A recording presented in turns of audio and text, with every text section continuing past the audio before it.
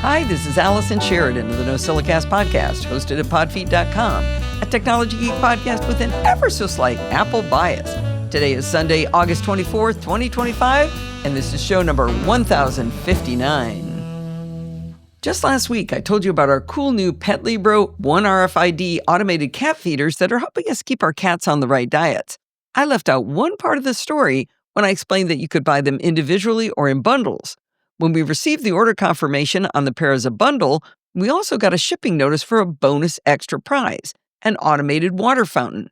Turns out it's part of the bundle, but you can also buy one of these devices individually if you like. The fountain they sent us is called the Capsule Dog Fountain, and it retails for $60, but there's a 15% off coupon right now, bringing the price down to $51. Now, they say it's for dogs, but we found that our cats consider all water to be theirs, so my review will be for the entire menagerie's benefit. Before we got this device, the cats had an elevated water bowl of their own, but they often drank out of Kepler's taller elevated bowl.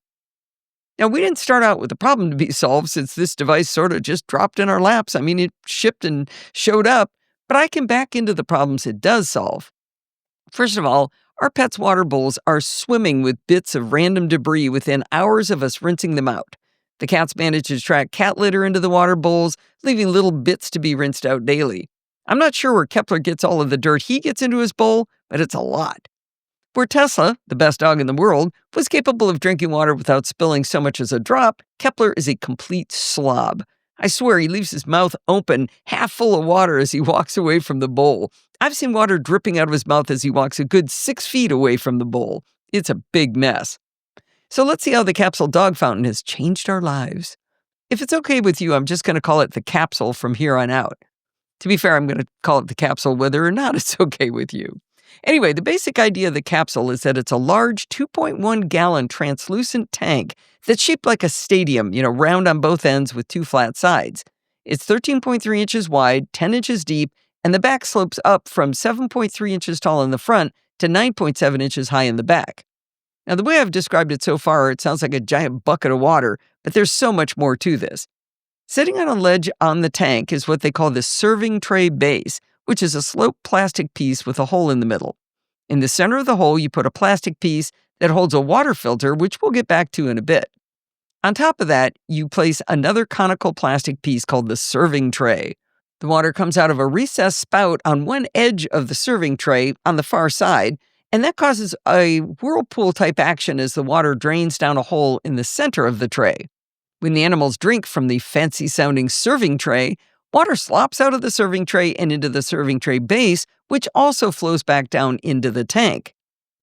The alert amongst you will realize that I haven't explained what makes water actually flow in the capsule. It's actually quite clever, and it took us by surprise. That was a surprise because we didn't read the manual, and we didn't actually intentionally buy this device, so we just guessed at how the pieces fit together without looking at the manual. There's a small submersible pump that you place into a little indentation on the bottom of the tank. Then there's a silicone rubber pipe with little fins on it that you stick on top of the pump. There's a sealed USB-A cable coming out of the pump that goes up and out of an obvious hole above the water line at the back of the tank. After we put the pump at the bottom of the tank, but before we plugged it into power or assembled the rest of it, we started pouring water into the tank, and the pump started to squirt water out of the silicone pipe. It wasn't even plugged in yet. That's when we learned that the pump is battery-powered and water-activated. That's genius, because if a pump runs when the water's gone, it would burn out. Now, we assumed the pump would only work via USB power, but they designed it so it still operates if the power goes out. More genius. And we haven't tested it, but PETLIBRO says on their website that the battery will run for 16 hours.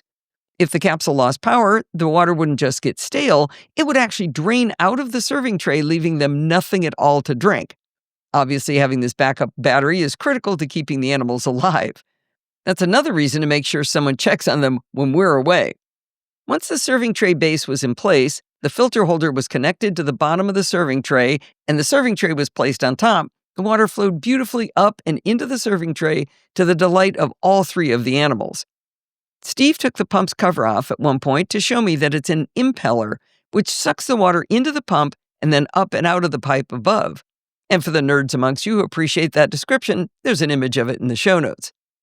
We didn't know the capsule was intended for dogs when we received it. Again, we didn't buy it intentionally, so I was surprised to see in the online description that it's intended for dogs taller than 10.6 inches. Other than some slight trepidation early on by scaredy cat Grace, the cats have zero problems drinking from the capsule.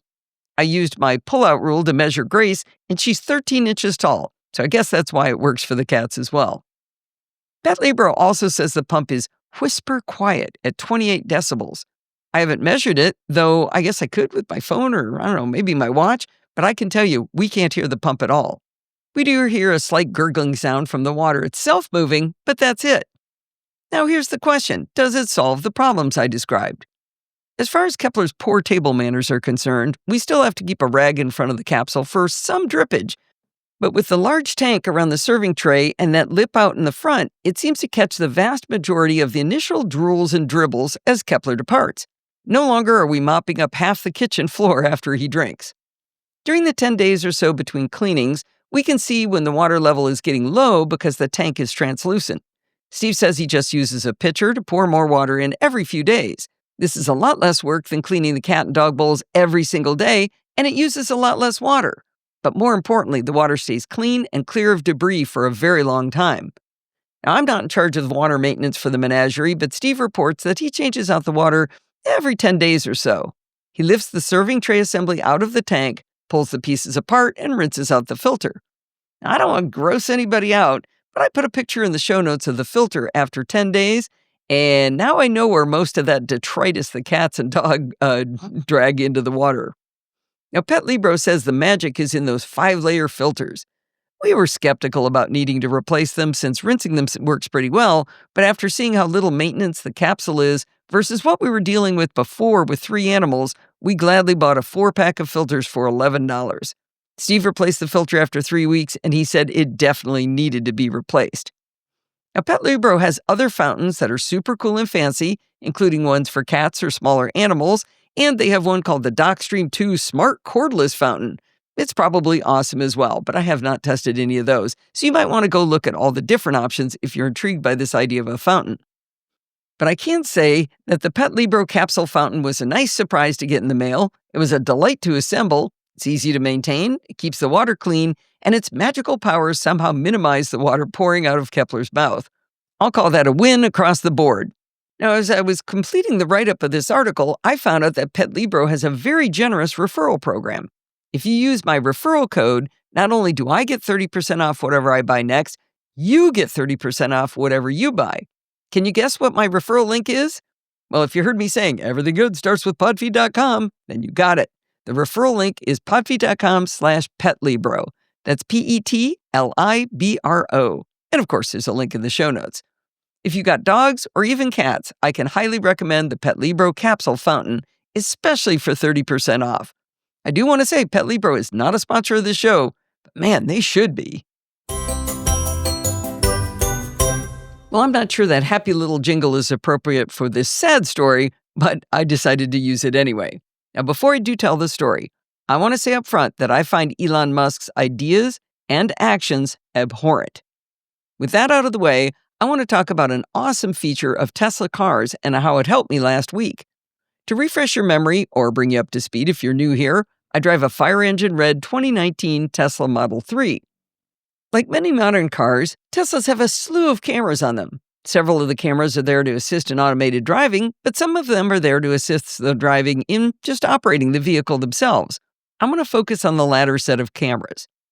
Teslas have a very wide rear camera, which is super helpful when backing up. To give the driver an even better view, these cars also have 2 backward-facing cameras on the front left and front right fenders that point out at about 45 degrees. When you combine these 3 camera views on the one giant display, you can see absolutely everything you need to back up safely. In a recent software update, they even added a feature where the side of the camera view turns bright red if a vehicle is approaching from either side.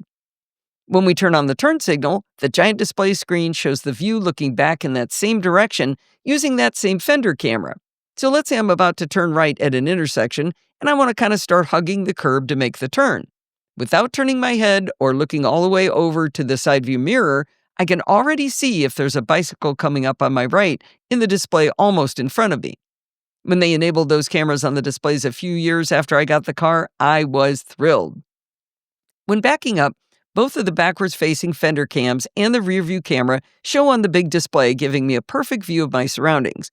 Even if I'm parked between two big SUVs, I can still safely pull out of a parking place, and I know I'm not going to hit anything, or more importantly, anyone. Now, this week I was backing out of a parking place and realized yet another advantage of the combination of all these Tesla views they have on the display. As I was watching the screen for pedestrians and other vehicles behind me, using the camera views to the left, right, and center, I had one more piece of information. I was rotating my car to the left, and a woman started to walk across from my left in front of the car.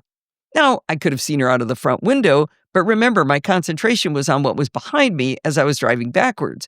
On the left side of the screen, Tesla shows the driver an animated view of the vehicle and surrounding objects it detects with other cameras.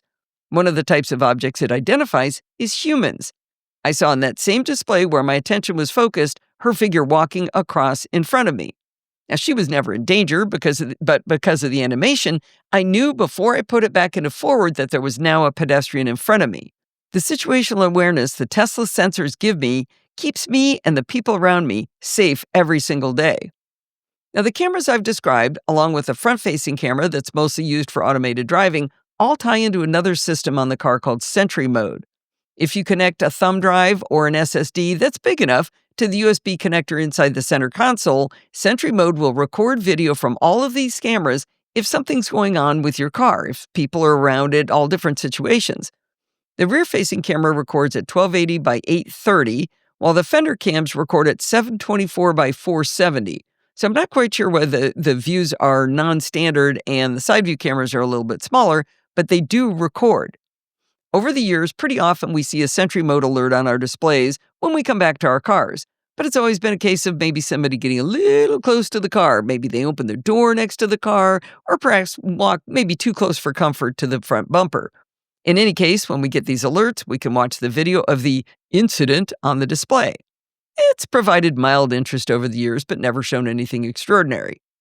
Now, fast forward to last week when I had an eye doctor appointment. Since I was having my eyes dilated, Steve drove me to the appointment and waited with me. While we were waiting, Steve got a critical alert from my car saying it had been in an accident. He ran down the stairs to the parking lot to deal with the incident. It turns out a 15-year-old with only his driver's permit was driving his dad in his Volvo because Dad also had just had his eyes dilated and he had hit my car. The first good news from Sentry mode is that it sent the alert.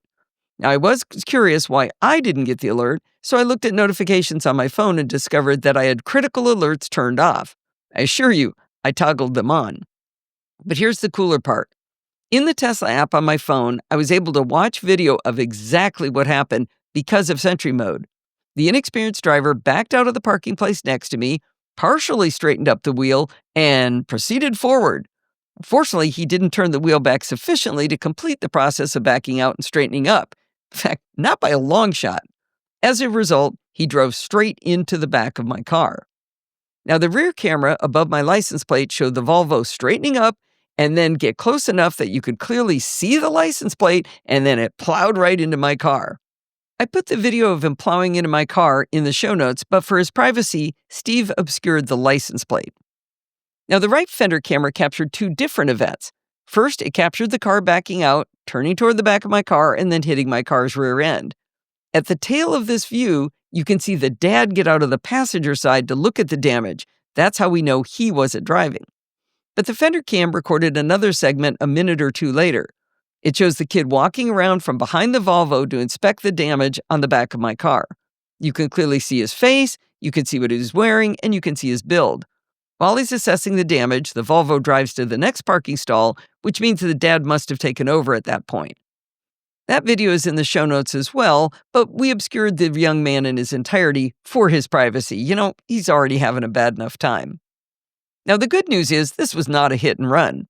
Steve is quite fleet of foot, and they were still at the accident scene when he arrived. He says the son was clearly distressed by what was most likely his first accident, or we can only hope it was his first accident. Steve was able to get photos of the driver's licenses and insurance information on the spot, and there was no question about whose fault it was. But if this had been a hit and run, Because of Tesla's Sentry mode, we had video of the accident, including his license plate, the make of the car, and exactly what the driver looked like. If you've ever had to call the insurance company after an accident of any sort, having an eyewitness is gold. But guess what's even better and makes the process super smooth? Video of the entire incident. Now, the bad news is it'll take about a month or 5 weeks, I think, for my car to be repaired because the damage was extensive. Since it was a giant SUV, its bumper didn't just destroy my bumper, it severely dented my trunk as well. According to the repair shop, both cannot be repaired and both will need to be replaced.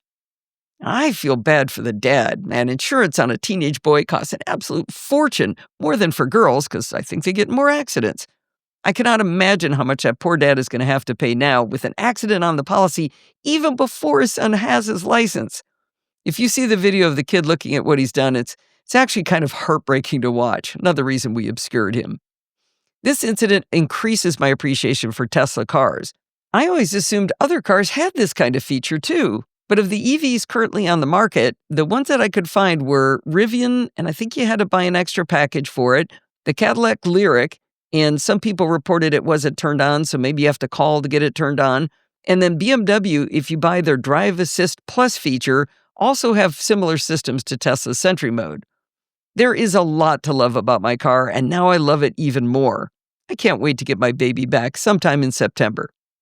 The good news is the kid didn't hurt anyone with his inexperience driving. I'm very grateful that it's just stuff and it's just an inconvenience. The lifeblood of the NosillaCast, Chit Chat Across the Pond, and Programming by Stealth are the people who quietly support the show every single week through Patreon. I'd like to thank those who've been funding the work here since 2017. We've got Raleigh, John, Stim, Rick, Stephen, Mike, Bruce, Thomas, Tom, Linda, Kenneth, and Chris. If you'd like to be awesome like them, please go to podfeet.com/Patreon and donate as little as $1 an episode.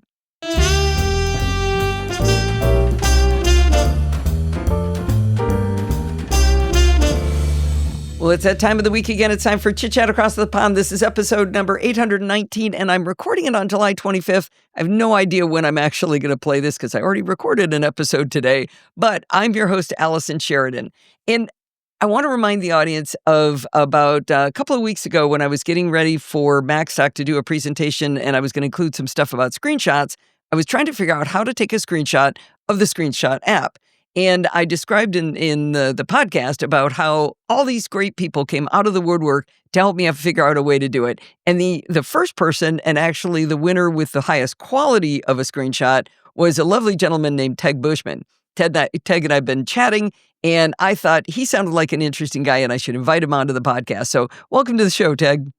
Thank you for having me. I'm excited to have been able to help somebody who is so knowledgeable in things. I was like, wow, I was able to help somebody who I didn't think would ever need my help.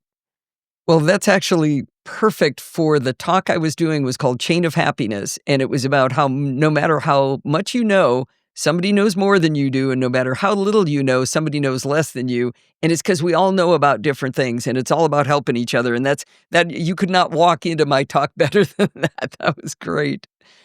So the reason I wanted to get you on the show was because you mentioned that you're a professor at Western Technical College. And I have no idea what it's like to teach technology, to teach IT stuff in today's day and age, because I'm guessing it's slightly different than when I went to college in 1976. I don't know. I'm spitballing here. So, but I'm going to start us back a little bit more at the beginning. How did you early on get interested in technology? So I'm, not young necessarily anymore. I think I've hit that pinnacle.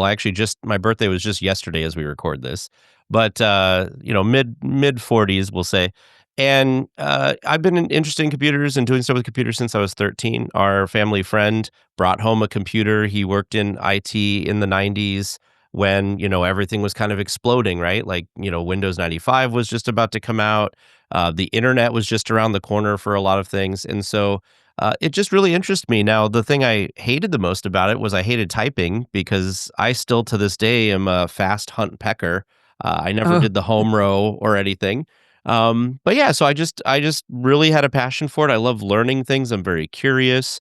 And what better place to be those things than an IT professional? Because stuff is always changing and there's always stuff to learn and you'll never know it all. I think that's a perfect description because there are a lot of people who don't like it when things change computing-wise, and, some of them can still enjoy computers, but there's a lot of people who don't enjoy it because it's changing. Why did they have to move those menus? Why did they have to do this, you know? And so if you enjoy the challenge that, "Okay, what I knew yesterday is no longer good enough, now I need to know this." Yay! That's a fun thing. Yeah, and sometimes it actually ends up being better, and people forget that sometimes, if you don't have something that changes, you're gonna be stuck doing something that maybe is terrible. Now, something I will say from being an instructor and also from just being somebody who's a tech enthusiast, I'm sure you've had this happen in your life too, and I'm sure listeners have had this happen, that we don't do ourselves or the industry a lot of favors, because we don't explain things very well to non-technical people, and I think that's where people get frustrated with technology is people don't like to feel stupid. And if you move and change things, and it becomes challenging. And so I think that the industry could do a lot better at trying to bring non-enthusiasts into the fold and not have that attitude of, well, don't you know just to click on this and click on that, idiot? Because I've run into those people, and that's not Oh, the yeah. attitude to have. I will body slam people when I hear them do that to somebody else. One of my favorite things when I was working, I ran an IT organization, and my administrative assistant was really smart and had zero knowledge in IT. So I would go and try to explain things to her, and she knew what I was doing. I was like, if I could get her to grasp it, if I could give analogies that would make her be able to understand, it was perfect. So I started with somebody smart but not educated in it, and it was she was perfect to soundboard with. I really enjoyed doing that.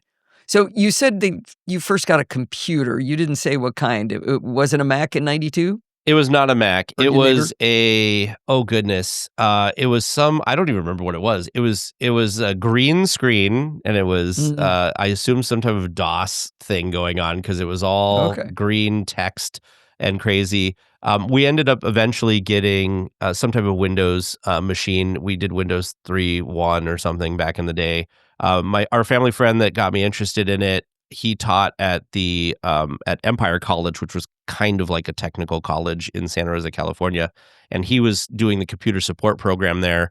And so I would go on the weekends with him when he was imaging, not imaging, I guess it wasn't imaging back then, but would be installing Windows on multiple computers with floppy disks going from computer to computer. And it was crazy, but I learned a lot from just sitting in the classroom while he was teaching and tutoring students and stuff. And but never got the paper for it, right? Because like they tell you sometimes you need the paper to know that you know what you're doing. And I never got that till years and years and years later, but realized that I needed that. So, but it was a lot of fun. I didn't get into Macs. I know this is a slight Apple bias thing going on, but Ever so until 2005, uh, and I had a coworker who was getting rid of his old G3 tower thing, and I was like, yeah, I'll take that. It was like $50 or something, and I used to love, this is so stupid, but I would go into CompUSA, and I'd go over when they had the eMac, that one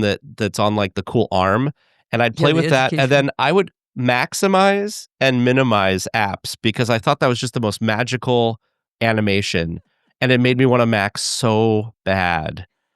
Ugh. I used to go to CompUSA and answer people's questions.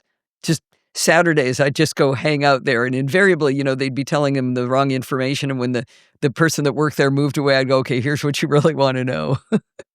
That still happens at Best Buy. You'll go in and you'll hear them saying something and you're like, that's wrong. That's wrong." Maybe not. So you got into Macs, around what year? That was like 2005, 2006 is when I first got, Okay. and then of course Intel happened, and of course I jumped on that, and that's when I got my first new Mac, and that was a great experience. Yeah, that's fun. It's amazing that they've made so many shifts, chip-wise, and successfully rode those surf those waves in at the right point. So now, what career did you have at this point? Oh gosh. Well, I've done a lot of different things. I'll try to compress it because it's probably not what everybody wants to hear about. But I got out of high school. I worked for a movie theater for a few years. I was an assistant manager there, which I still miss film. Like, it was cool threading a Mm. projector and all that kind of stuff. Great industry to kind of work in. It was, even though it was kind of a low paying job, it was very kind of prestigious in the community because you got to see movies for free. And how cool is that? Then I worked retail for a few years. Then I was working at an internet service provider. If you are in California, you've probably heard of Sonic. They used to be Sonic.net, but they finally Yeah. got the rights to be Sonic, which we would get tickets about people's messed up hamburgers and stuff from the Sonic drive-through sometimes, which I thought was always confusing when we'd email back and be like, "We're an internet provider." But I worked for them for a few years, and that's where I got into Macs and got into Linux because all of the servers there ran on Linux. So most of my work was done through a web browser and through a Linux terminal to look through log files and help, do pinging to people's modems and stuff like that was all terminal applications. And then I moved to Wisconsin, which is a long story, but I moved from California to Wisconsin. They allowed me to continue to remote work for a while. And then I went back to retail. And then I got a job working at the city here where I live, doing IT work as like a help desk technician, but didn't have an education yet. Had kind of a poor experience working there and decided, I need to go back to school and I need to fill in the gaps that I have and get that piece of paper that companies are looking for to get that dream job that I want that will be a good experience. And I actually went to the school I teach at now, Western Technical College, and I Oh, got an wow. associate's degree in network administration. And one of the instructors in a very first term class here taught networking.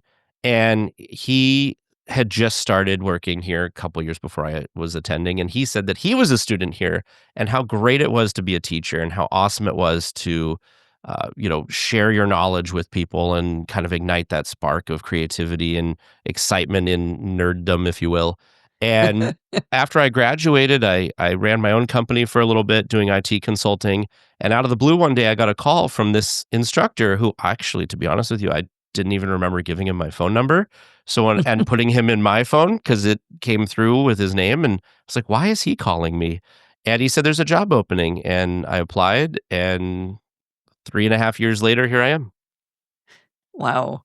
So, let me ask you, in the industry now, it was you needed that degree in order to teach there, but how important do you think a degree is in IT these days? Because there's It really debates on every side about this one.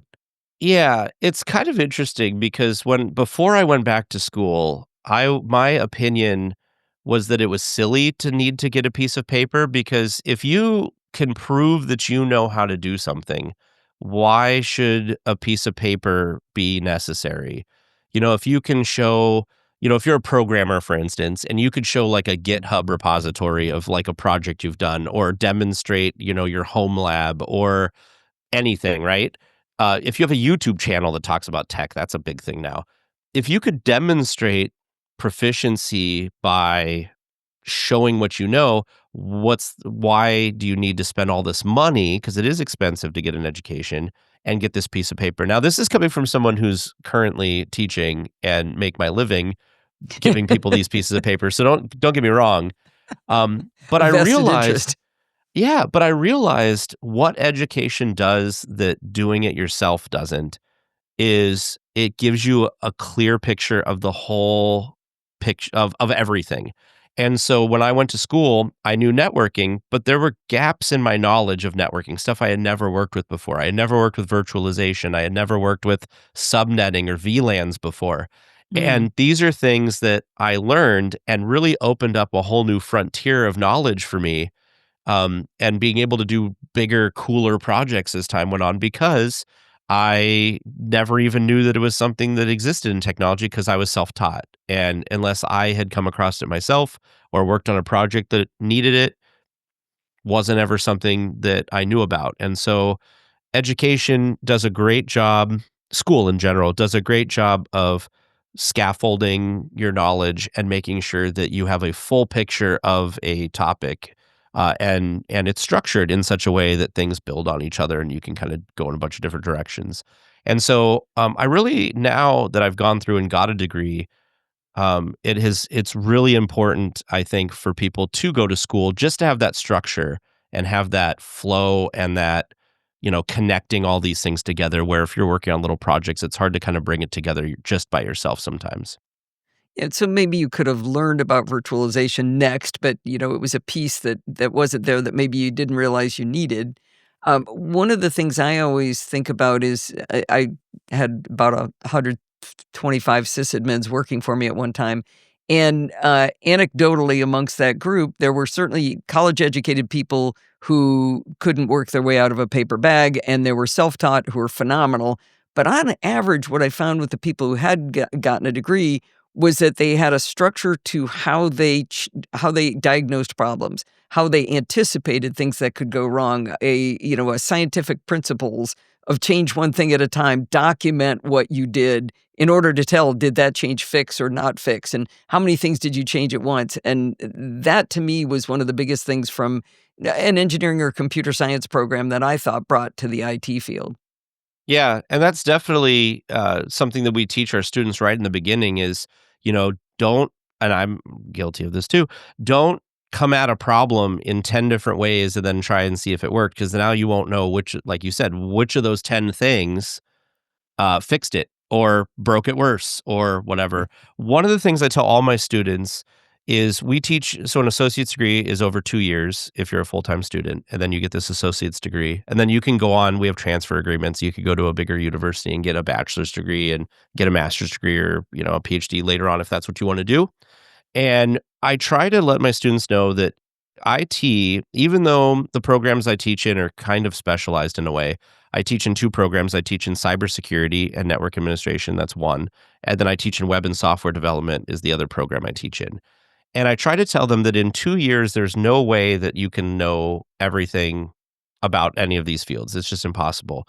And so I tell them that what I hope at the end of 2 years and they go out and get a job or they move on to get a bachelor's or something like that, that they can at least look at a set of Google results or look at a Chat GPT output and kind of know how to smell it, have that sniff test, if you will, of does this seem like this is leading me towards the answer I'm looking for, as opposed to when you don't know anything, right? Um, you don't know, and you might go 100 miles in the wrong direction and make things 100 times worse. And there's a kind of a secret in IT that non-technical people seem to not be aware of, I guess, is IT people are just better at Googling things, if you will, than a lot of people. Because you can't know everything. And if, Allison, if you were to, contact me and say, XYZ is broken, I'd say, well, did you get an error message? What program were you using? And I literally am typing all that stuff in, like, here's the error number. This is what you were doing at the time. And then with, the knowledge that you have that you've gained over time and experience, you kind of know, nah, it's probably not that. It's probably not that. Oh, this kind of might be it.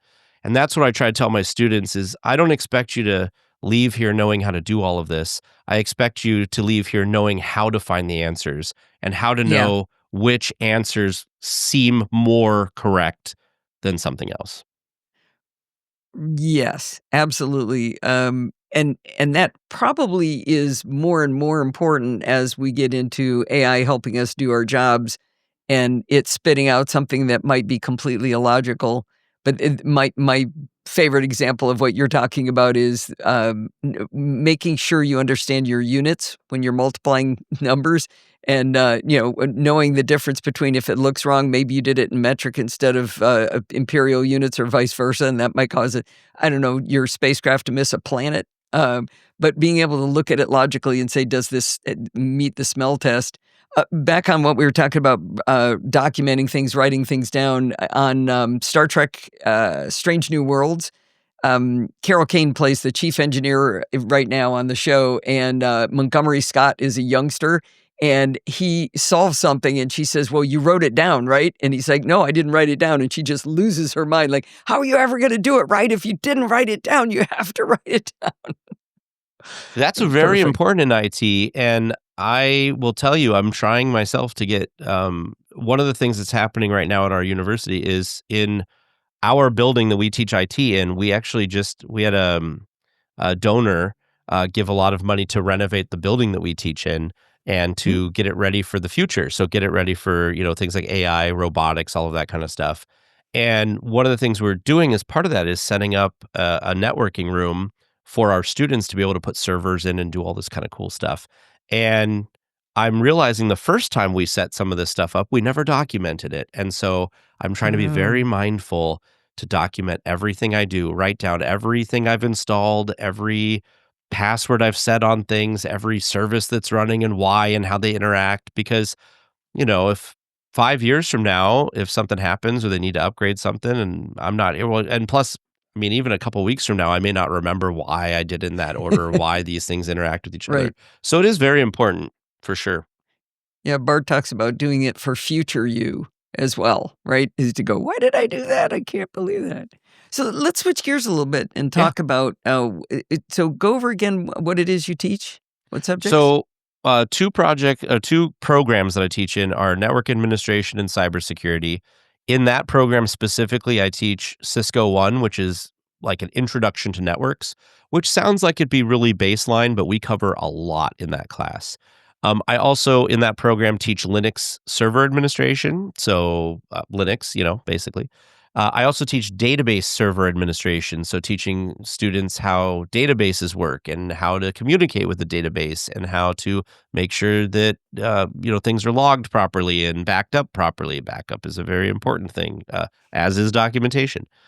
So that's kind of what I teach in that program. And then in web and software, we just redid our whole program. And in there, I teach DevOps, so how development and operations kind of work together. So not only are people nowadays programming applications, but they're also doing more and more of the server side administration stuff when they're developing their application. So that's a big one. In the past, I've taught web programming, so HTML, JavaScript, CSS. I've also taught Microsoft Office, all the boring stuff, that people consider really entry level. But yeah, so that's basically the classes I'm really excited to teach are those. That's a lot. That's not all in one, rolled up into one class. That's a whole bunch of No, different those are classes, all right? different classes. Yep. Okay, okay, good. Because I was gonna say, starting with Linux admin, that's kind of, a head start, and in another class, you're teaching Microsoft Office. Those are, pretty different levels of skills. Yeah. What are the requirements for them, the students coming in? What do they need to know already? Can they So come in with nothing? what's really cool about our campus is our current president has really pushed for what we call an open campus. And what that means is if you want to go to school here, you can. And we don't have any entrance test. We don't have when I was a student here, I had to take the compass test and they'd score you on reading and writing and math and all this and to make sure that your gen eds you were entering the right things.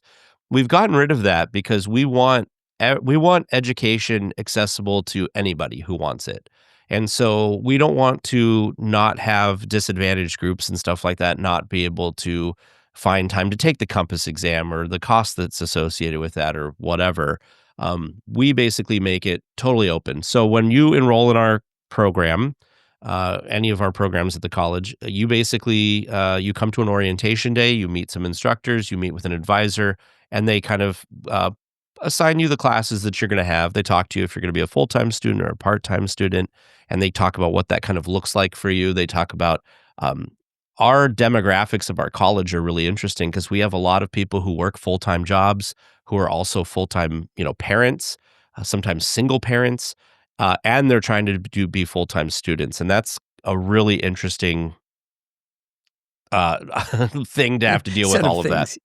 Yeah, Well, and you so can probably help those people, though, because that's what you did, right? You went back to school later in life? oh, yeah, absolutely. So, yeah, I didn't go back to school till I was in my mid-30s. Uh, but, yeah, so we have all these people with all this background, and then when they come into our program, we start slow. We start with that Cisco class, which is an introduction to networking to kinda get them started. We have some intro to cybersecurity classes, which kinda just lays the foundation for things with, terminology. Because in IT, terminology, there's all these words and acronyms. We love acronyms. And that's a really steep hill if you're trying to get into the industry to kind of, overcome, and so we've structured it to kind of covering the basics of the terminology for technology kind of right in the beginning. We also have some stuff where they learn, Microsoft Office and how to use email and how to use our learning management system, stuff like that, so they can be successful with the tools that we use throughout the courses in the 2 years that you're going to be here, or maybe more if you're a part-time student. Sometimes we stretch S- people out to 3 or 4 years. It sounds like some people come in at a much lower level than other people so they would get a different set of courses to make them successful. You're saying that's why it might take somebody a little bit longer? You can definitely skip some of those classes. You can get credit for prior learning or basically test out of the classes. But we always, like me coming back to school, I looked at Cisco One for me. Well, I already know networking. Why would I need to take this class? But I took it anyway because it Mm. filled in a ton of gaps that I didn't know that I had. And so we try to get students to take everything because even though on the surface you may look at a class and look at what's required for that class, you may think, I already know all this. You'll learn something. And also, Sure. I tell students all the time, you know what? If you already know it, it'll be an easy class for you to get an A in. Help your GPA. Yeah. Yeah. So, talk about cybersecurity. What do you focus on in a beginning cybersecurity course? I mean, you said terminology, but are you talking about who the threat actors are? Are you talking about advanced persistent threats? Are where do you start? That's a big topic It to is do a a big beginning topic. course on. Yeah, it is a big topic. And so, like I said, we start with a lot of terminology, what a white hat hacker is, what a black hat hacker is, what different terminology just in technology of, Ethernet versus Wi-Fi and the different Wi-Fis, like just a lot of the terminology, of course. But then we also cover stuff, it's kind of like, I don't know, Allison, you've been retired, so I don't know if you've ever, I'm sure you have, but I don't know if you've ever taken one of these. We have annual training of, fishing, like how to not Mhm. get fished and, how to spot, people that are trying to socially engineer you and stuff like that. So those intro classes, there's two of them. There's Intro to Cybersecurity and Cybersecurity Essentials. And those two courses cover, what is social engineering? What are some of the tactics that people use to try to get your passwords? What is a good password? What is a Mm. passphrase? What are ways that you can encrypt data? How can you spot phishing? What is phishing? And catfishing and all these different things that Harder have and come harder up and in harder our. with AI helping. Yeah. And so trying to instruct this to our students of what all these different vectors could be, and then telling them, you don't know how all of this is possible yet. These are the different things that are possible. As you go through your other courses, your networking courses, your Windows courses, your Linux course, your database course, you'll see how each of these topics ends up impacting each of these specific topics when you go into those classes, and then we cover those a little bit Oh. more.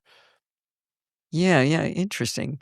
My daughter works for a company where the IT organization regularly fishes the employees.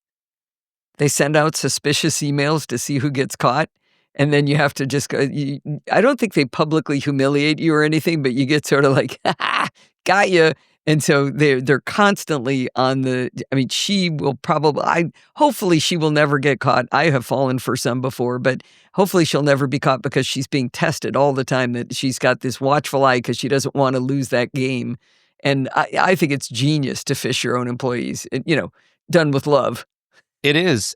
For a little bit of time between graduating and becoming an instructor, I worked at a credit union part-time, and they were very serious about, this. Like, once every month, month and a half, they would self try to fish everybody because you're working with financial stuff, and that's really important. So, and sometimes they would send stuff from legit email addresses that you would think is Mm. not phishing, but we knew there were certain types of data that we were not to respond to or click through for email. And so it would literally come from the person that legitimately might ask you for this stuff.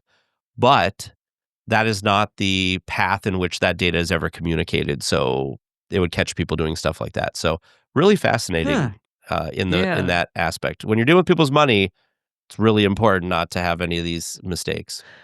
Money, healthcare, planes staying in the sky. There's quite a few fields where that matters. Now, talk to me more about database server administration, what you teach in there. Yeah, so a lot of it is how to set up a database server. So when I went through the program, it was on Windows Server and we did Microsoft SQL Server. We only have the one Linux administration class, and I actually really love Linux. One of the reasons I love Macs, because you can get into a terminal and do a bunch of Linux stuff. And so when I took that course over, I said, you know what, we're going to do this on Linux, and we're going to run MySQL server on Linux. And students learn how to install a server. They learn how to create users and set permissions and make sure that, only certain people have access to what they need access to.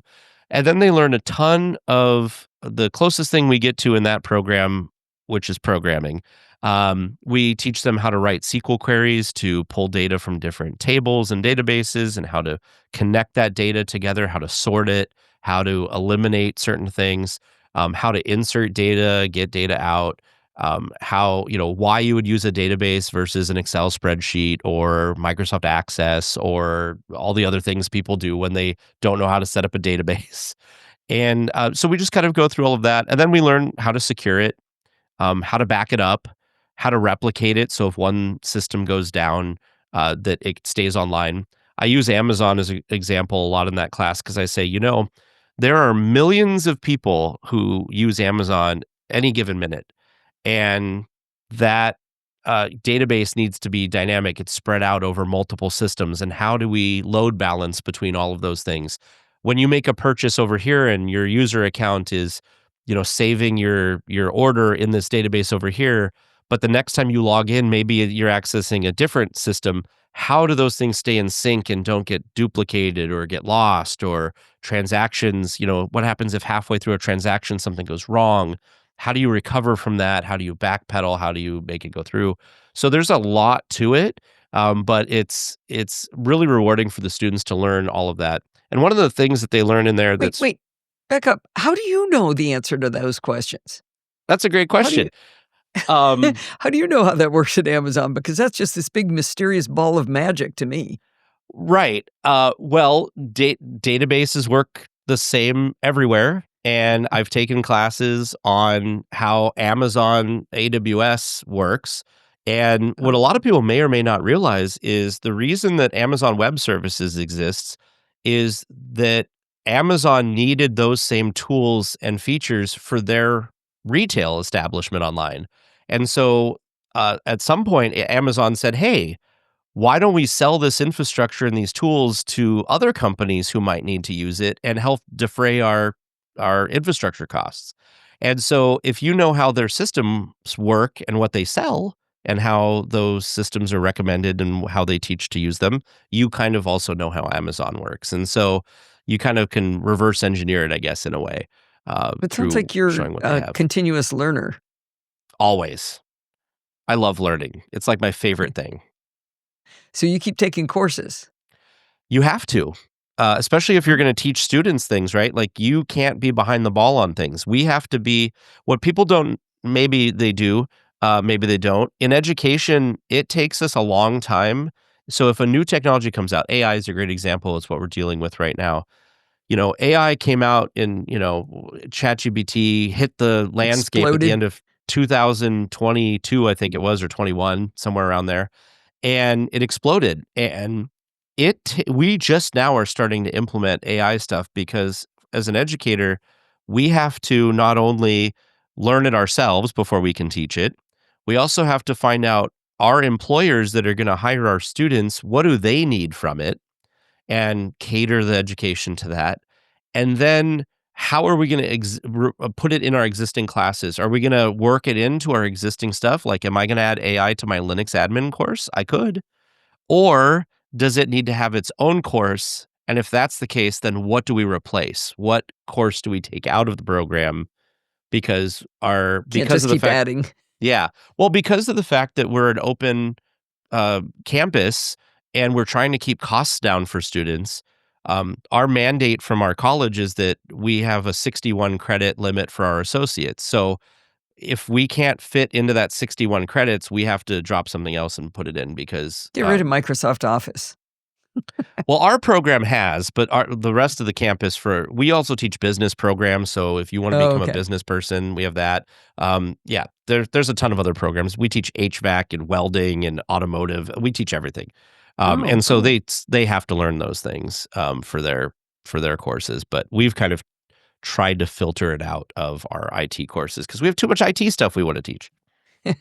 Well, and in addition to teaching AI, there's also just helping them figure out how to navigate AI within each one of these disciplines.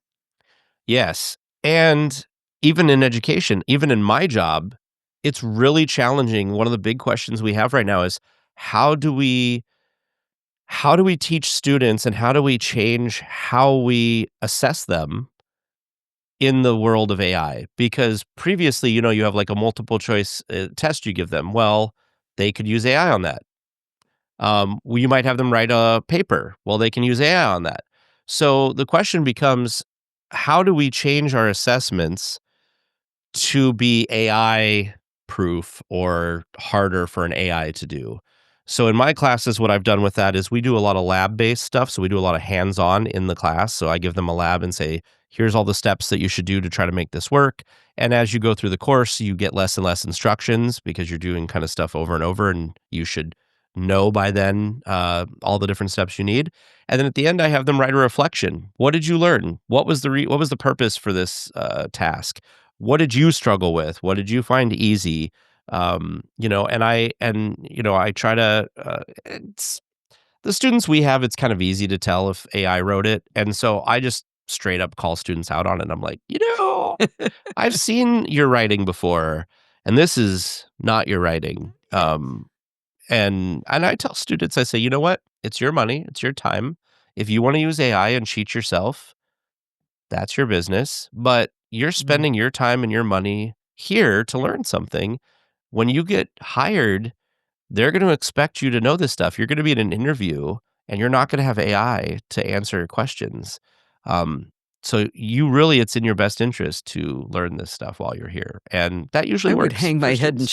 shame to hear you to speak like that. I mean, that's from the heart and it's honest, and I'm just thinking, "Oh, I'd feel like garbage if I did that to you," you know? If I did that to me, I guess is the right phrase, right?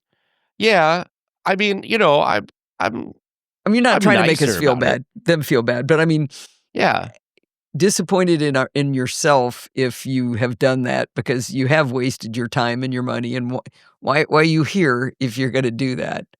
Um I would bet well, I've been hearing professors talking about doing things like, giving the students an assignment to ask an AI this question, and now the assignment is to analyze what they said that the AI did and where was it wrong and where was it right, and did it give you the useful resources to follow, the sources to follow back to figure out the answer. Um and I think that that's a real interesting way to do it is so that it helps teach them to use AI to do what they need, but to be able to analyze it and know when it's helping them and when it's not. Because it's Yeah. still so odd how it makes stuff up sometimes. It's like, it's right, it's right, it's right, it's right. Made that one up, right, right, right, right. Hallucinated, said something completely false, right, right, right, right. And you have to be able to tell when it's doing that.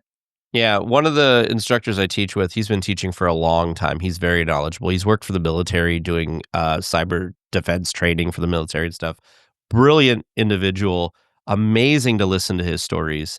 And he talks about AI. He said it's a psychopath.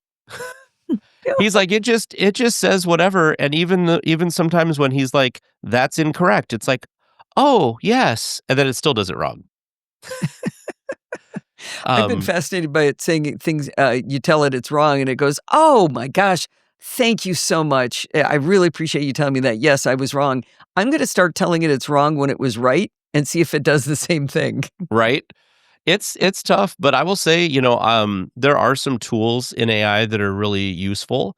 But I feel my personal opinion on AI is it is going to end up being like everything else. It's a tool. And tools have their strengths and their weaknesses.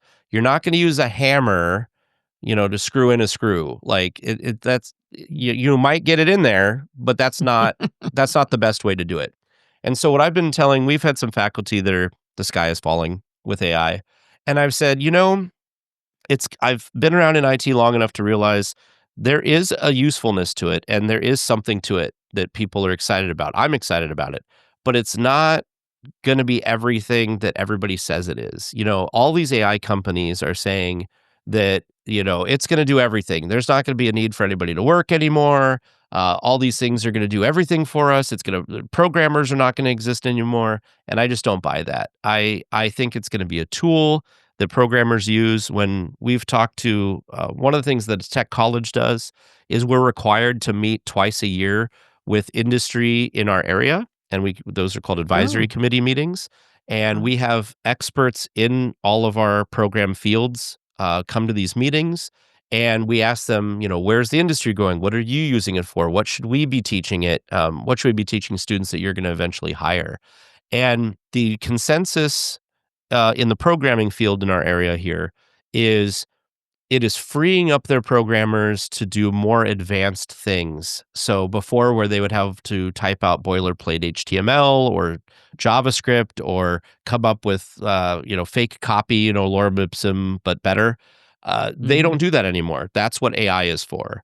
What their programmers now take that hours that they get back is they're doing more advanced things, more uh, cleaning up code, working on integrations with things, adding features that they never had time to add because they were busy doing all this low level stuff. So I think in the end, that's kind of where it's going to go. And I also think it's going to democratize people to make simple one-off applications. You might have an idea as somebody who doesn't know how to program, that you want to, do something that does this one specific task that's fairly simple, but there's no app for that. You might go into an AI system and say, I want an app that does this specific thing. I want a button here. I want a button there. I want it to pull this from there and put it over there. And it probably can make that for you. And that's not something you're going to sell or that someone's going to buy, but it's a tool that you specifically need that works for you. And I think that that's where it gets really exciting. I was reading an article by somebody who was saying much of what you were just saying, and what they suggested was that the thing we should focus on as humans is doing more beautiful design.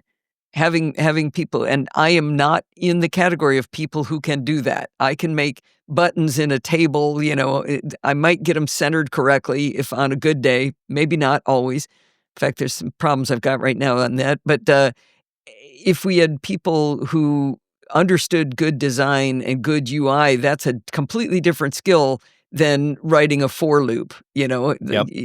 That's already solved. We already know how to do that. Write a for loop, boom, it's in there. But having a layout that is intuitive for the task at hand, that's a skill that is maybe more the artsy fartsy side of the brain. I'd hate to admit it, but I think that's part of it. Yeah, I mean, I think that's somewhere that AI is very weak, right? You know, I think everybody has a good idea of how AI was trained. It sucked in stuff that humans made, and that could be art as well. But I feel like AI is not good at coming up with something original. That is still a very unique human thing. And a computer can look at every art that's ever been created in all of humanity, and it can mimic that, but I don't think it's ever gonna be able to create something from scratch, and that's interesting to think about. I mean, maybe we'll get there. I mean, who knows 100 years from now? But you also gotta remember with AI, how many years, Allison, have you heard that we're gonna have flying cars? Yeah, where are those flying cars? And we still don't have flying cars. And so when people say like, "Oh, AI is gonna," we had an exchange student this last year, and he said, "I'm never gonna have to work. AI is gonna do everything. I'm just gonna be able to sit at home and do what I want all day." And I said, "That's probably not gonna happen." Who's going to feed you? Yeah, because 'cause you're not gonna have, I mean, I guess you could have an AI robot that would, like, farm or whatever, but I still feel like there's a lot of human stuff in there that AI just can't do. And so it's been tough in education because 'cause we've been trying to deal with this. We have a lot of people who don't understand it, who are panicking. We've had to try to figure out, do we teach prompt engineering? Because it's important what you say to the AI Yeah. depends on what you get out. A great example of this was in Linux administration this last year when I taught it. I walked over to a student who was trying to get through the lab. He said, "None of these commands are working." And I said, "Well, what are you doing?" And he goes, "Well, I'm asking Copilot, and it's giving me these commands. And when I put them in, it's telling me command not found. I don't know why it's not working." And I said, "Well, that's because Copilot is giving you commands for Ubuntu, and we're using Red Hat.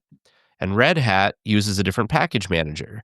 Now, if you would have told Copilot that you needed this to have happen on a Red Hat machine, it would have given you the right outputs and commands you could have used.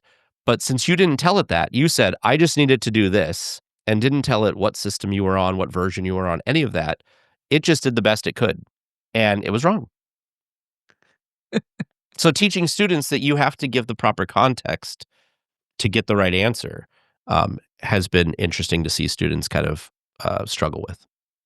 I've been using both ChatGPT and Claude, and I forget which one of them did it. I asked it a question about some tool I was using, and it said, well, actually, since you use Text Expander, you could do it in there. And I was like, what? Excuse me? How do you know that I use Text Expander? And it said, oh, you told me, silly. It's like, oh, yeah, I did tell you that. But it was like 3 weeks before or whatever, and it was sitting in this little pile of information I'd been feeding it. And so now I could freak out, or I could say, I use all of these tools. Like, let me copy and paste the list of every application on my Mac. And whenever I ask you a stupid question, tell me which one of my apps that I already own can do this thing, or how can I combine them to solve the problem. But keeping it in that context, now that I've told it a bunch of times, I'm running macOS Sequoia 15.5, it now pretty much answers me within that category because it already knows that. I don't have to keep telling it. But yeah. So how come you didn't use one of those AIs to figure out how to take a screenshot of a screenshot tool? I think I did, and one of the problems was the generic terminology that Apple goes out of their way to use. What is the Photos app called? Photos. What do you read books in? Books. It's almost impossible. In fact, when I was doing my talk about this, trying to say the words so I took a screenshot of the screenshot.app in order to make a screenshot that I wanted. I just said the word screenshot 48 times in the same sentence, and it's hard for me to follow what I meant, much less anybody listening to me. And I think that was the problem, was identifying that I was talking about the application. And most people don't know what screenshot.app is, or that it exists as an application, that it's inside your utilities folder, inside your applications folder. So if most people don't know that, then the knowledge set of these LLMs that have sucked in all human knowledge has very, very few entries for screenshot.app. So it didn't get me there, but the hive mind did. Yeah. And I just use this as an example to say it can't solve all the problems. People are still the best at these things. This is the worst it's ever going to be, though. That's true. Yeah. I'm still intrigued and if I was to be teaching at your university and talking about AI, one of the things I would do is ask the students, like, what's the most inventive use of AI that you've heard of? And I've talked about this on the show before, that there's these people that just think so far out of the box that I'm stuck in. I'm asking it to spell check when they're asking it to solve these amazing problems.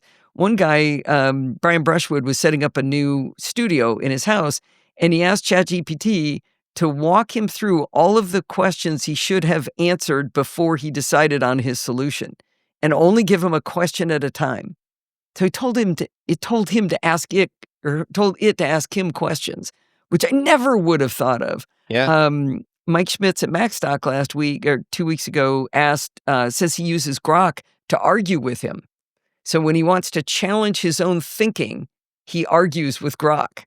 And so it helps him make his own arguments better, or perhaps even changes his mind about things. And that was like, wow, that's crazy. Or the guy that took all of his appliance manuals, loaded them all into Notebook LM, and now he can ask Notebook LM, how do I change the water filter on my refrigerator? And he doesn't have to tell it which refrigerator. It's going to give him the exact right answer because it's only trained on this one set of things that he needs. And one of the things I want to do is I want to do that with podfeet.com, because I've got 20 years of blog posts, hundreds and hundreds of thousands of words that are in there that I wrote. And the answer to my question is probably there because I wrote it, but I didn't remember. And it'd be great to have that as like my own little agent. I think that'd be fun. Yeah, I listened to Connected on Relay, and Federico Viticci with Mac Stories, he loaded every blog post he ever had into it. And so then he can be like, I think I mentioned this feature of iOS sometime. Tell me all the times I talked about this. And so exactly what you're saying, to just be kind of like a a mind of your mind, because, Yeah. our minds only hold so much, but our digital minds can hold everything infinitely. Now, I have asked ChatGPT how to do that, and it gave me the instructions, but they sounded hard, and I'd have to learn a bunch of stuff, so I haven't gotten around to doing it yet. I wanted a button where I could say, "Can you just suck this in? Here's the URL. Here it is," Yeah. or "Here's the RSS feed. Take that." And it said, "Nah, dog, you gotta do a bunch more stuff," so it's not there for me yet. It'll get there though. But the counter argument that I'll say to you, because you said this will be the worst it'll ever be. My counter argument is, these tools have now scoured all the human created stuff on the internet, basically, is my Mhm. understanding. Going forward, there is so much stuff that AI has generated that is now out on the internet. So it's kind of ends up eating itself. So I would argue that it might also, in a way, be the best it's ever going to Worst. be to a certain Oh. degree. It's Because like now Michael it's just Keaton in that movie about clones. yeah. Like, as you continue, if you have bad AI that is, if you have AI that has written something incorrectly, and then it ingests that to kind of reinforce that it's right, even though it's wrong, it's gonna get more wrong. So I just think that, like, people are like, Mhm. "Well, it's gotten so much better." I'm like, "Well, yeah, because it was still working with human stuff." And now there's so much on the internet that's AI, that people have put out there that it's gonna be ingesting that, and, that could be interesting. Because when you get in your bubble, even as humans, if we get in our bubble, we stop looking at other stuff, and then we go down these weird rabbit holes, and we get stuck in these little things. So I would just say, I'm happy to be proven wrong, but these are the things I think about. Could be. Yeah, I love that. That's fascinating. I did talked on the show about a report that looked at the effect on Stack Overflow for since ChatGPT came out. And for anybody who doesn't know about it, Stack Overflow is a place where nerds post questions and answers to programming things.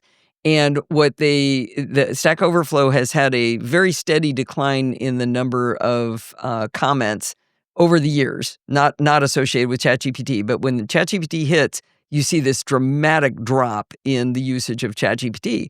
I'm sorry, of Stack Overflow. But what they found was it was only in languages that were old. So pretty much every question that's going to be asked about JavaScript has already been asked and answered on Stack Overflow 2,800 times. So there's no need for us to keep doing it in Stack Overflow because asked and answered. All those for loops, they're already written. People have answered that question in every form possible. But new languages were not dropping off at that rate. And so, like you said, because there's new information, but pretty soon, but the AIs are chewing that up right now. But we have to keep generating new information to feed the machine. Yeah. That's exactly what it's gonna take. So, I don't know. Well, it's an interesting time. We'll have to see. I kind of look at it as a better search engine. Like when the search engines came out, right? It's like, well, I can find anything so easily. So, I don't need the encyclopedia or the dictionary anymore because I can just look it up on the internet. I just feel like a lot of AI use by average people, not nerds, but average people, I think it's a better search engine because it can give me my exact specific answer right now. So if I were to search for, if I ask a question, how many how many podcast episodes has Allison Sheridan put out? If I Google that, I might go to your website. I might see that you have episode like 400 and something or whatever. And so I can assume that, okay, well, maybe 400, but what other things have you been on? Where I could just ask AI, and AI might just say, oh, Allison Sheridan has been on this amount. It just cuts to the chase. Yeah, if you ask ChatGPT what is the longest currently running Apple podcast, it will tell you that it's MacBreak Weekly. And Mm, you tell it, "No, MacBreak Weekly started after the NosillaCast, or it started in such and such a date. There's one older than that." And it'll come back and go, "Oh, I'm sorry, I'm sorry, I'm sorry. Mac OS Ken is older than that." And I say, "No, it is not." And then it comes back and goes, "Oh, yeah, the NosillaCast is the longest running, currently running Apple podcast." So it's still wrong. yeah. Yeah, but that was a bad example perhaps, but I just mean, like, it seems like Yeah. it's easier to get to like, if you have a very specific kind of question, it seems like it's easier than, like, doing a Google search where, you might have to search through a few pages to get your answer as opposed to an AI. But you're right. You still have to fact check it. Like, you shouldn't just accept. I mean, we've been saying that about the internet for years, right? Well, that's where I actually miss search engines now Mm. is lately I've been trying to find answers to a specific question, and I have to have it from the original source. So we're looking at splitting up our family group in our Apple families and trying to figure out, for example, can you still be in a shared photo library with somebody who's not in your Apple family? Does that work? I don't want anybody else's answer from that but Apple. I don't want to know from Mac Rumors. I don't want to know from anybody, Joe Blow. I don't want it from a forum, and it's almost impossible to find now. And I have to cover my eyes and cover up Gemini when Google's answering me and then look to see, no, it's still sending me to the wrong place. So it's actually really hard to find the original source a lot of times. And I need a better search engine now that'll stop giving me the AI answers. I want the original, because I'll say, no, I want it on apple.com. It goes, okay, here it is on a forum.apple.com, That's tough. Yeah. But I also, to that specific example, I think companies like Apple need to do a better job posting things about their own software, because they sometimes put stuff out and they don't tell you anything about it. You have to find out through third parties who have, well, I did that once and it seemed like it worked, but there's no official Apple documentation that says that works. Sure. This one was documented, and I Good. eventually found it, but it took me quite a few tries before I could get to no, stop giving me this other stuff. Well, before we close out, and we are going to have to close out, I Yeah. want you to talk about your personal interests in side projects, because you do some really, really cool stuff. Yes. So I love technology and I'm such a nerd, but I also have a love for non-technology things sometimes. So I do, since 2017, so not as long as the Nosilicast by a long shot, I've done a podcast about Disneyland. And I just, as a kid, it was my happy place. Anytime I kind of felt down, sad, whatever, I went there and I felt better. And so I used to live a lot closer. I live in the Midwest now. It's a little harder to get out there, but I love it. And I found a friend here in Wisconsin that loves it. And we started doing a podcast about it. And we've met tons of wonderful people through it. And it's just a wonderful thing. It's called DL Weekly. So if you're a Disneyland fan, I want to eventually try to get Max Sparky. I know he's a huge Disneyland fan. I want to have him on sometime because I know he loves Disneyland as much as I do. If you need a connection, he's a buddy of mine. 100%. Yeah, so there you go. Because I know I'll he'd hook love you to up. talk about Disneyland because he loves Disneyland. Oh, yeah. He takes his laptop to Disneyland and just hangs out on park benches at Disneyland to work. So I do a second podcast called The Hub Crawl, and my co-host on that we have a funny story about that he, when he was in school, he would take his laptop to Disneyland and sit on Main Street in the morning, and he'd have his little coffee and he'd type his school papers. And I thought that was just the coolest thing to be able to do that. I've never lived close enough to be able to do that. But yeah, so we do a couple What of is cool the Hub Crawl podcast then? things. So the Hub Crawl is, if you've ever listened to Clockwise, which if you follow Allison, Clockwise. It's basically it's Clockwise. It's that same format, but with Disney questions instead of tech questions. And so we go around, we invite two guests on, and we go around the table and ask and answer Disney questions every week. And we do, well, not every week, every other week we decided to do that. But, and that's been kind of fun. And where would we find DL Weekly and the Hub Crawl? So the DL Weekly is at dlweekly.net. And the Hub Crawl is at thehubcrawl.com. And of course, if you just search for either of those in your podcast client, you can find them and listen to them. That was thehubcrawl.com? Correct. That sounds really, really fun. You have a terrific radio voice. You have a terrific microphone. I'm getting to see his video. His video is terrific. One of my things I look for in a podcast is it's got to have good audio, and you've certainly got that going on too, along with lots of fun and excitement. I am so glad that you answered my post on Mastodon, just a dumb little question about how to take a screenshot of a screenshot. That was awesome.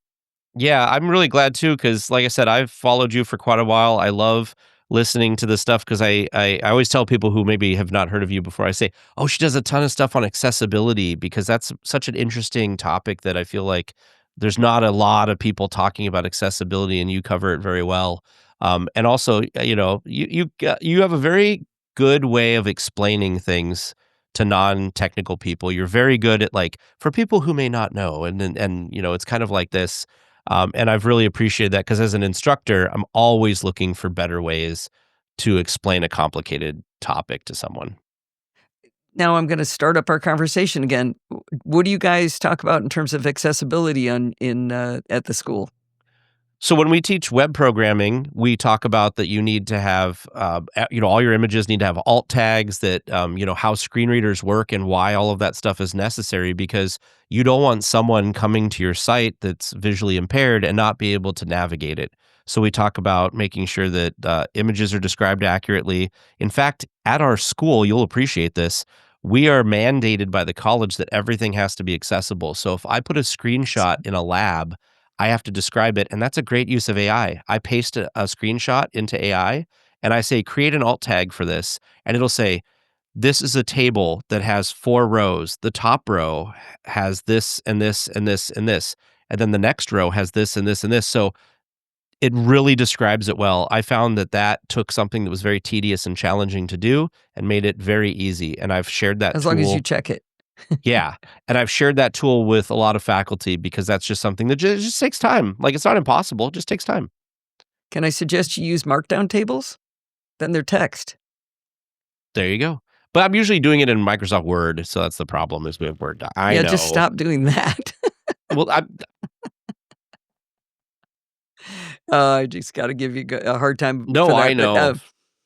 So before we go, then I need to give a big shout out to James, who apparently is a big fan of Clockwise. And so I'll say, hi, James. He's going to love that. All right. Well, thanks so much, Tage. I have a feeling we're going to get back together and talk about more stuff soon. Love to. I hope you all enjoyed Teg as much as I did. We talked for a long time afterwards, and I actually need to upgrade the server that podfeet.com runs on. I need to go from the deprecated OS, it's running on CentOS, and I've got to move from that to something else. I think we're going to go to Rocky Linux, and Teg is going to help me do it. So fingers crossed that goes as well as we hope. I'll give you more information on that later, but he's such a great guy, and he's volunteering his time to help all of us to have a smooth experience as we move over to the new OS. But that's going to wind us up for this week. Did you know you can email me at allison@podfeet.com anytime you like? You have a question or a suggestion, just send it on over. Tell you what happens when you send me emails, we become friends. It's awesome. Remember, everything good starts with podfeet.com. You can follow me on Mastodon at podfeet.com/Mastodon. If you want to listen to the podcast on YouTube, podfeet.com/YouTube. If you want to join the conversation, you can join our Slack community at podfeet.com/Slack. You can talk to me and all of the other lovely NoCilla castaways in there. You can support the show, like the 2017 crew we talked about today, at podfeet.com/Patreon. Or if you don't like the idea of a subscription, do the one-time donation at podfeet.com/donate with Apple Pay or any credit card. Or you can use podfeet.com/PayPal for donations as well.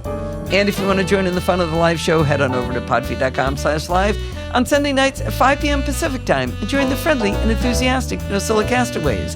Thanks for listening and stay subscribed.